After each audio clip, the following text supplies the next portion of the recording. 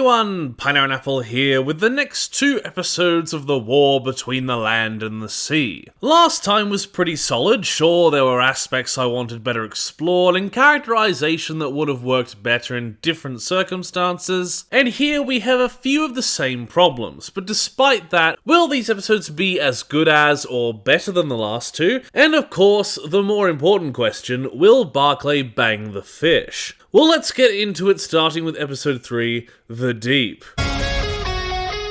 We pick up where we last left off, Barclay accepting the summons, and along with some new and familiar faces, trains at a place called Blackport. With a castle gate I swear to God I've seen somewhere before. Is it from, I don't know, Merlin or something? Anyway, Barclay, Pierce, 2 of the unit cast we've had these past 2 episodes, Louise Mackey, played by Hannah Donaldson, and Minso, played by May Mack. And then 2 new peacekeepers, Ted Campbell and Ravi Singh, are all going through the training so they can make the meeting with Homer Aqua in the depths, and sure, a lot of these characters are charming, or have a lot of screen time as side characters, but I do wish they got more fleshing out since, spoiler alert, they're all about to die. Mackie gets most of her background dropped later, I wouldn't even know Min's name without the wiki's help, and these new 2 are basically just built to freak out every now and then. Barbara is even more annoying than usual, a real trend these episodes, basically just being Francine Jones but without the character work to make her portrayal and point of view interesting. And that's something that I really don't like about this series. So many of the characters, unit staff especially, will perish, and I only know the surface level of them because they've been here 3 episodes. It's frustrating that I'm unable to care more about these deaths because we've had so little time with them. That's probably the main detractor of this basically being a miniseries. Barclay's freaking out about the real possibility of him dying on this mission, having a really nice scene with Barbara and Kirby, both doing pretty well to ignore him. The supposedly intelligent kid being really frustrating, and sure, I can understand the emotions behind their reactions, especially Kirby, but just last episode was going on and on about how great he is, so it feels really disingenuous for them to act like this, make up after one speech, and then betray him again next episode. It's not exactly poor writing, but it's a real mismanagement of time. It really needed an extra episode at least, as we get great character stuff but not enough time to share the screen time properly. The 2 other representatives are all hopeful and humane, comic relief mostly, and they start their descent. Now, the descent itself takes a good chunk of the episode, so I'll just sum it up here. There's some nice camera work, even if the spinning does make you want to be a little sick by the end of it. Now, for the characters, there is some nice tension, even if I was sure the whole time they'd make it down there.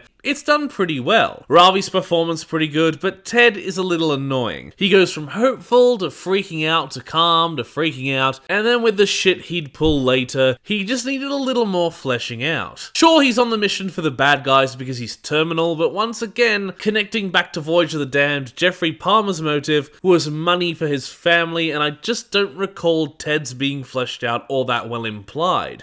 Is he a racist? My dad thinks his accent was meant to be South African, so it's possible. Did the people behind Severance threaten him? It's easy to rationalize the possibilities, but with such a big move made by him, a little more clarification and understanding would have been nice. With the others, Min does fuck all, and Mackie made me think she was fucking her brother for a second there. I never had kids.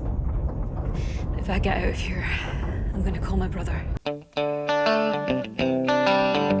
Meanwhile, Pierce is clearly stressed but keeping it together, and boy, let's talk about Pierce. I was really excited when they brought him back. I wondered what could be done to flesh out this almost child kidnapper and trafficker. What changed in his life? How did he end up at UNIT? And at the end of this episode, he dies with the rest of them because if this actor is on Doctor Who, I suppose he's contractually obligated to eventually die underwater. But seriously, what a waste of a memorable actor and returning character. At least give him some reminiscing, or let him give Barclay some more life lessons based on his past before he perishes. Anything. Meanwhile, in what looks like the same cabinet from the Children of Earth, Kate is desperately trying to keep peace on the table, one other woman supporting her, but our usual rich and arsehole subjects are fairly easily convincing the Prime Minister to start getting ready to fight back. It does not go well for Kate. Actually, that's probably how you can sum up these 2 episodes. But even while obvious in end goal, it's all very well performed and shot, even the score keeping the tension. This all gets worse once Kate leaves, Keith with his foreign backup managing to scare and butter the PM up into buying into a new plan titled Severance. And I'm not sure if it'll come back up in the finale or if it dies with Keith. It's very unclear to me what it actually is, but it would be very funny if it got all this build up and then Keith's death had to make them scrap it. Ibrahim supports Kate some more, but due to whatever Homo Aqua used to bring the sub down, they lose contact with Unit, landing in a pretty cool looking membrane, built as a perfect environment for the humans to breathe in, made by purely natural means. Salt eventually welcomes them and removes Barclay's helmet, proving they'll be alright to breathe. All but Ted following suit. Meanwhile, Ibrahim is with Kate again, telling her to get some rest and threatening to have her thrown out until she sleeps, while still hiding their relationship, so she takes him home. Now I'm not really sure who's exploiting the other. The group underwater pass by some onlooking Piscomorpha grandis, just kinda floating there. Is that all they do? I mean, they're kinda ugly, but just sitting there they're also kind of cute. Salt gets a moment alone with Barclay while Ravi freaks out a bit, and they talk about how they somehow seem to have a deep connection. Them touching each other. Now wait, hold on. She touches his face.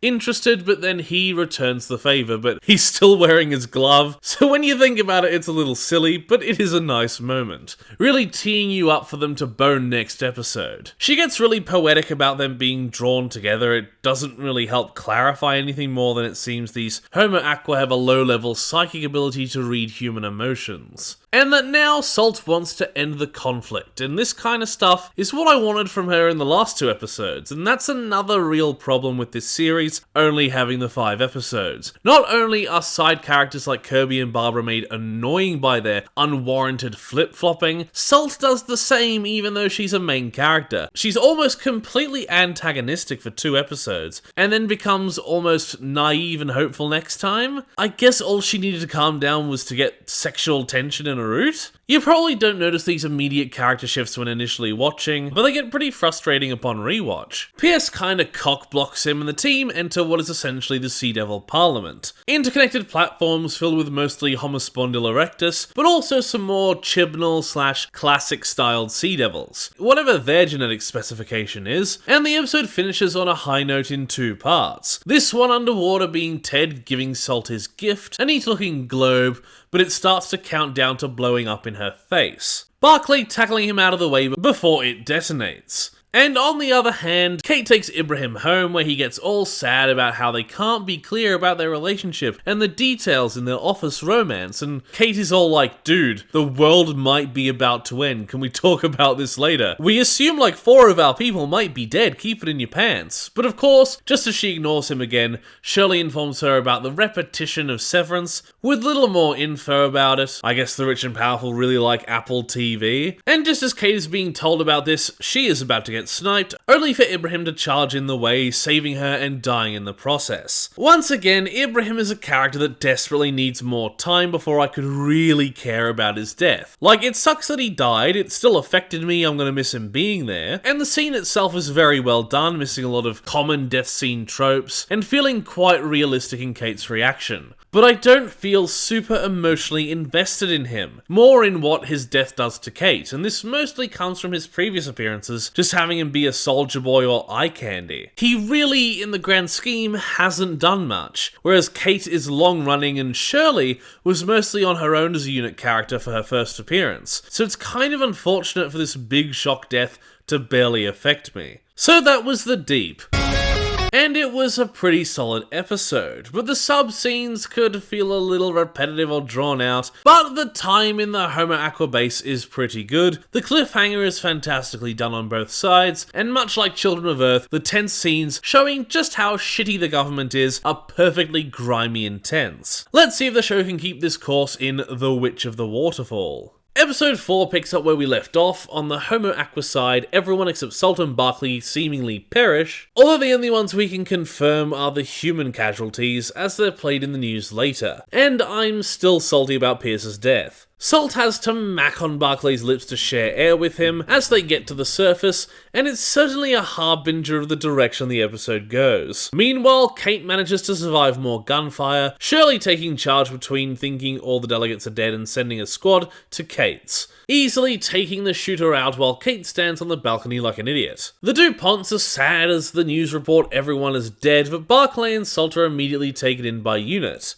after this great looking moment in the water, but someone has already posted a hologram deepfake of Salt declaring war, and for some reason airing it on like 80% of Times Square. And I love how Unit does nothing to clarify this is a fake. Sure, they only get the evidence that it's a fake later, but they have first-hand accounts right now that it's a fake, and that Barclay hasn't done anything legally dubious yet, but refused to comment. Even the PM kind of insinuates that they know that it's fake, but they don't do anything about it. In a few of Unit's latest appearances, they seem, well, really shit. Of course, that's usually because of the world-ending proportions, but they've gotten defunded, almost ruined by one guy with a podcast, rewritten by the Rani, definitely humiliated by Sutek, and they make Salt's escape later easier and refuse to play the media game. I just wish they had a little more backbone. I mean, I know they're not going to get into the nitty-gritty like Torchwood, but I wish it didn't take till the end of the episode for Kate to go badass and actually put up a solid fuck you to the opposition. Give me some more Nick Fury-like moments.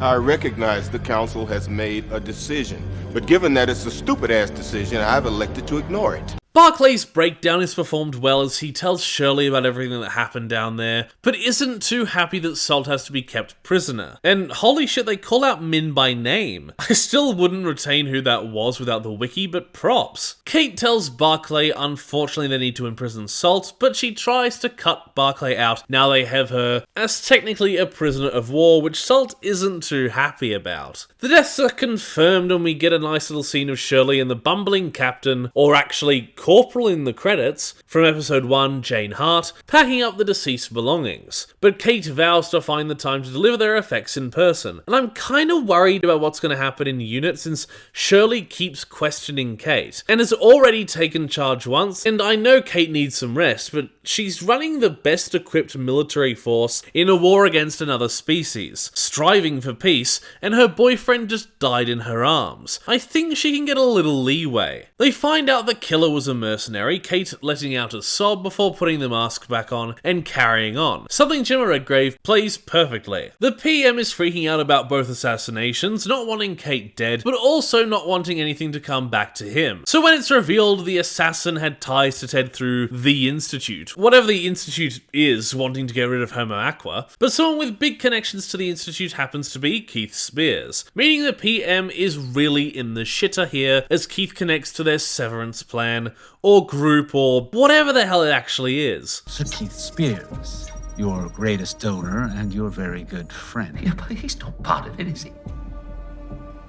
He's an idiot, the man's a clown! So the PM gives Oscar carte blanche to handle the situation, ending up having Spears assassinated and making it look like a political assassination in protest of his company's many water infractions. Salt is loaded onto a flatbed, not directly to Unit Tower for some reason. No, seriously, I can't rationalize why they don't take her directly to the helipad like with the Shriek. Well, I do know it's so her and Barclay can escape, which is well done. It really needed an in-universe explanation. Anyway, like I said, Barclay uses his charm to get in the truck and cleverly dumps Salt in the ocean, her cell door bursting open easily somehow, and Barclay running to join her, carried away by her. Although I'm pretty sure that water is way too clean. Barclay, bloody Pierre, stupid name DuPont. The press think Barclay is in league against the humans, Trinity spreading false information like I think she has done for most of her reappearances. I am anti-Z-Dex.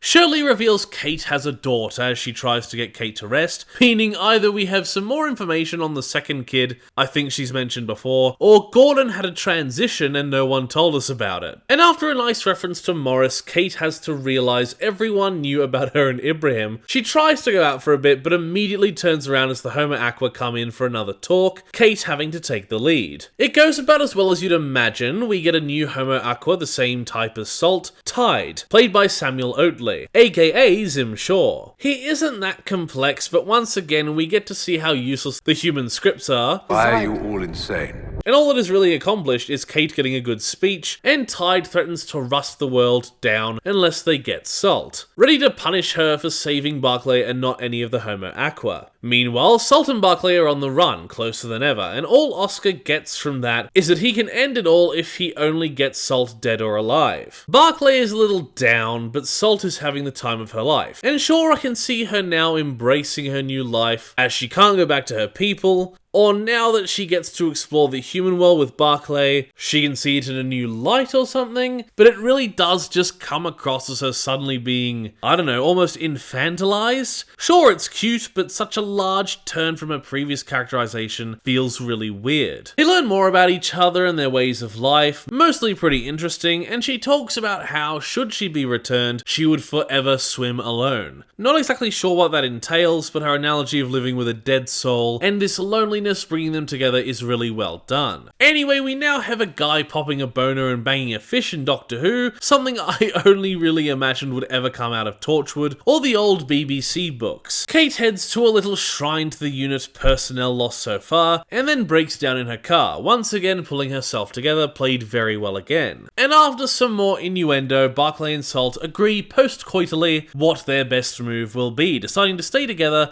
and get out of the city. Then contacting Kate once they're far enough away, and the way Salt is endeared to the plan is really sweet. They steal Rando's phone funnily, and going through Kirby and Barbara, Barclay tries to get some help, but is immediately betrayed. Has Barbara got any redeeming qualities? At least Martha's mum did what she did to keep her child safe. All Barbara has done is demand more money when even given $3,000 out of the spur of the moment, mostly blame Barclay for having to be in a hotel for like a week, try to ignore him before he goes on a suicide mission, and then immediately give his location to the army. But then as soon as she meets him again, she gives the game up. So not only does she suck, when she does the right thing, she's useless. Unit are ready to capture them, Kate sending Hannah, and they get the proof of Salt's innocence. But on the other side of the bridge, Oscar takes care of the other unit squad, sending in the British army under his control. Barclay easily caught by Unit and Salt trapped in the middle of the two armies. Oscar ready to kill Salt to get at her, but Kate orders Unit to get ready to open fire on the army, and it's fucking awesome. Kate ready not to take shit from the obviously crooked and ready to murder innocents army. But before anyone has to die, Salt, listening to Barclay, disables the armed forces with a scream and dives away, leaving us on another great cliffhanger. So that was The War Between the Land and the Sea, episode 3 and 4. Not without some stumbles and moments that would have been a lot better had these characters had time to breathe. But other than that, and some characters feeling a little too changed too quickly, these episodes were really solid. I just hope that we don't fumble in the end, and that Russell has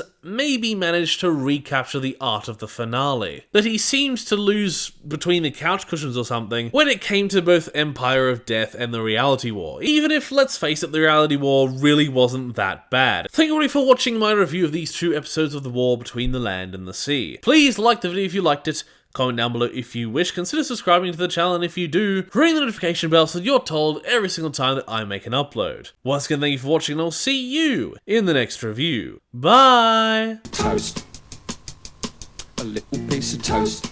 Because there's so much to choose from. There's brown bread, white bread, all sorts of wholemeal bread. It comes in funny packages with writing on the side.